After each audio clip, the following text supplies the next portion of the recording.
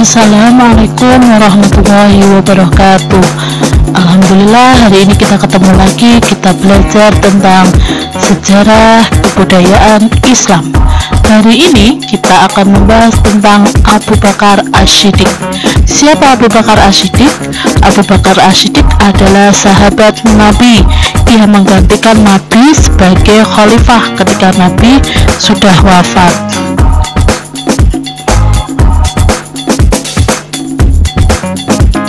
Sebelum kita belajar lebih jauh tentang Khalifah Abu Bakar As-Siddiq, kita perlu tahu dulu bahwa Khalifah Abu Bakar As-Siddiq lahir pada tahun 573 Masehi di kota Mekah.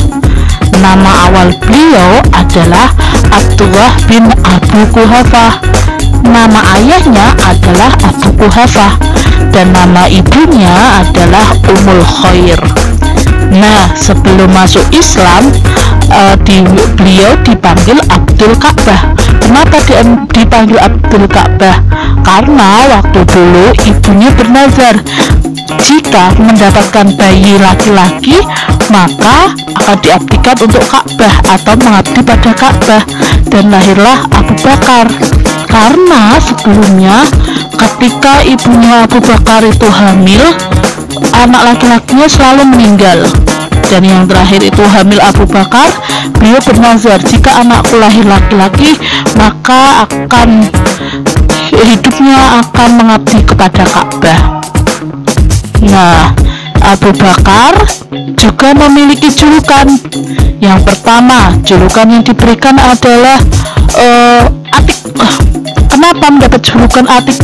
Karena Abu Bakar terkenal sebagai pria yang berwajah tampan. Dan Atik sendiri berasal dari kata terbebas. Artinya apa? Terbebas dari kematian. Karena sebelumnya anak laki-laki yang dimiliki oleh ibu dan ayahnya Abu Bakar selalu meninggal. Tapi ketika Abu Bakar lahir, Abu Bakar selamat. Jadi diberikan sebutan Atik, artinya terbebas. Selain artinya terbebas, juga karena beliau juga memiliki wajah yang tampan. Yang kedua, Abdullah atau Abdullah. Nah, gelar Abdullah ini diberikan oleh Rasulullah karena beliau sebagai sahabat yang pertama kali masuk Islam. Yang selanjutnya Abu Bakar. Abu Bakar terdiri dari kedua kata. Yang pertama Abu artinya bapak, dan Bakar artinya awal atau mula. Jadi jika digabungkan adalah seorang laki-laki dewasa yang pertama kali menerima ajaran Islam. Jadi beliau dipanggil Abu Bakar As-Siddiq. Mengapa beliau mendapat julukan As-Siddiq? As-Siddiq artinya adalah orang yang paling membenarkan. Membenarkan apa? Membenarkan telah terjadinya Isra Mi'raj. Jadi pada waktu itu Rasulullah melakukan Isra Mi'raj, yaitu perjalanan dari Masjidil Haram ke Masjidil Aqsa sampai naik ke langit ketujuh, bertemu dengan para malaikat. Nah, Rasulullah menceritakan itu dan banyak orang yang meragukan, tetapi Abu Bakar yakin dan tidak ada keraguan bahwa Rasulullah benar-benar telah melakukan Isra Mi'raj. Yang selanjutnya As-Sahib. Mengapa mendapatkan sebutan As-Sahib?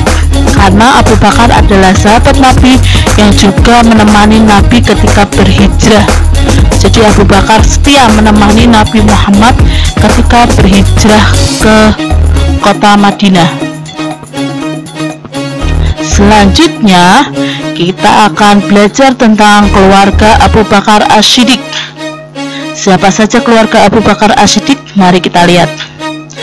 Yang pertama, Abu Bakar As-Siddiq itu pernah menikahi yang pertama namanya Qutailah binti Abdul Al-Uzza bin Abdul bin As'ad pada masa jahiliyah.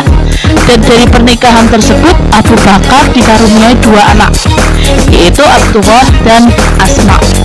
Tetapi pernikahan beliau harus berakhir dengan perceraian karena pada waktu itu Abu Bakar As-Siddiq sudah memeluk agama Islam dan istrinya diajak memeluk agama Islam tidak mau, akhirnya diceraikan oleh Abu Bakar.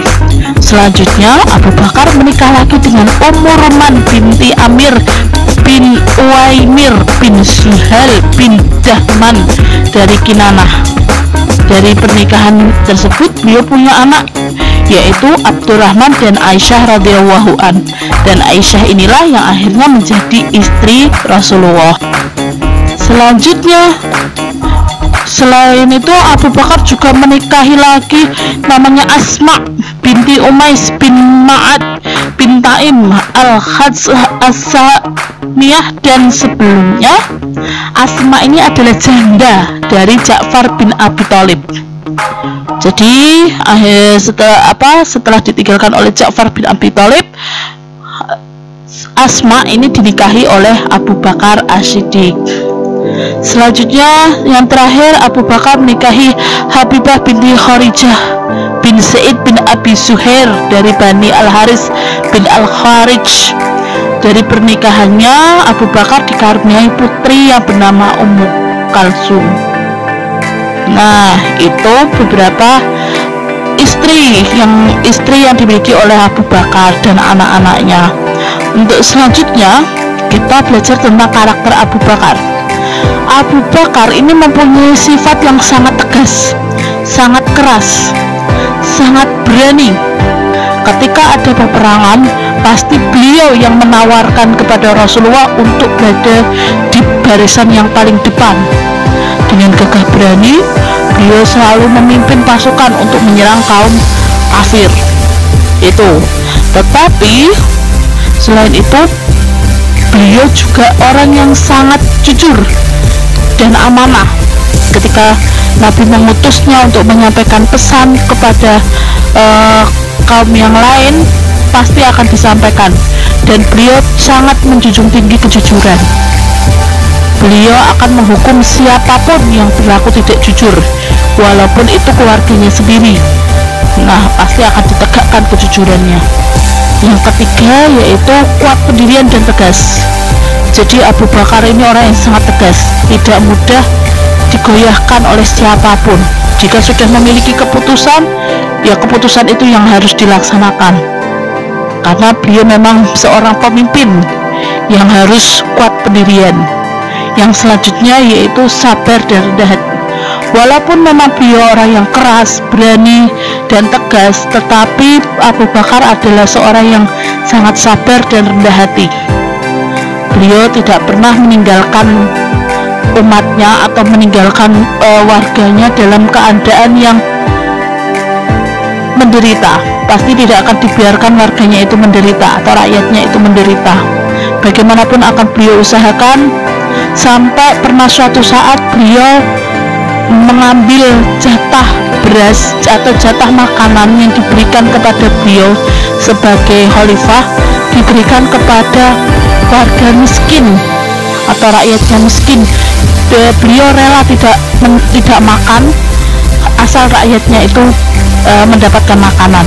Itulah contoh sikap atau sifat beliau Abu Bakar As-Siddiq di balik ketegasannya. Yang selanjutnya itu faqih. Faqih itu artinya apa? Paham seluk-beluk agama, khususnya agama Islam. Jadi sebelum beliau memeluk agama Islam, beliau mempelajari dulu, mencari dulu kebenaran tentang agama Islam. Setelah beliau faqih atau beliau paham tentang agama tersebut, barulah beliau masuk atau memeluk agama Islam.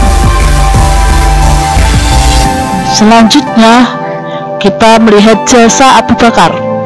Di masa kepemimpinan Abu Bakar, yakni pada tahun 632 sampai 634 Masehi, Abu Bakar banyak meninggalkan jasa bagi umat Islam.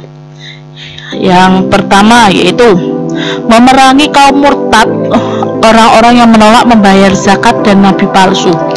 Jadi pada waktu kepemimpinan Abu Bakar itu banyak sekali kaum murtad. Murtad itu artinya apa? Murtad itu artinya keluar dari agama Islam. Terus ada juga orang-orang yang menolak membayar zakat, padahal zakat itu kewajiban sebagai umat Islam, tapi mereka nggak mau mengeluarkan zakatnya. Itu ditindak tegas oleh Abu Bakar As-Siddiq. Yang ketiga yaitu nabi palsu. Ketika ketika masa kepemimpinan Abu Bakar muncul banyak sekali nabi palsu, diantaranya yaitu Musailamah Al-Kadzab dari Bani Hanifah. Ini yang mengaku sebagai nabi, katanya juga mempunyai kelebihan atau mukjizat sebagai nabi. Ternyata yang disampaikan adalah bohong.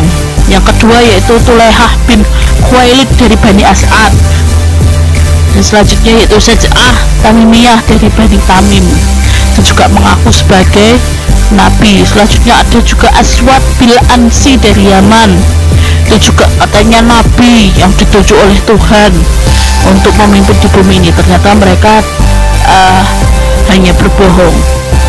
Nah, selanjutnya jasa Abu Bakar adalah berbagai kemajuan tercapai, yaitu di bidang masyarakat. Itu masyarakatnya menjadi makmur ketika dipimpin oleh Abu Bakar As-Siddiq. Dan yang paling penting yaitu pengumpulan ayat-ayat Al-Quran, karena pada waktu dulu Nabi Muhammad menerima wahyu, biasanya beliau menulisnya di tempat-tempat yang tidak teratur, seperti di batang pohon, di kulit pohon, di daun, seperti itu. Pada masa kepemimpinan Abu Bakar dikumpulkan hasil tulisan beliau dan dikumpulkan orang-orang yang penghafal Al-Quran, menghafal wahyu dari Allah yang telah disampaikan oleh Nabi Muhammad. Dikumpulkan orang-orang itu, disatukan, kemudian disusunlah Al-Quran. Nah, Al-Quran itu disusun pada masa kepemimpinan Abu Bakar As-Siddiq. Nah, sekian yang dapat Lulu sampaikan. Jika kurang paham, bisa mencari sumber yang lain atau menghubungi Lulu. Terima kasih. Assalamualaikum warahmatullahi wabarakatuh.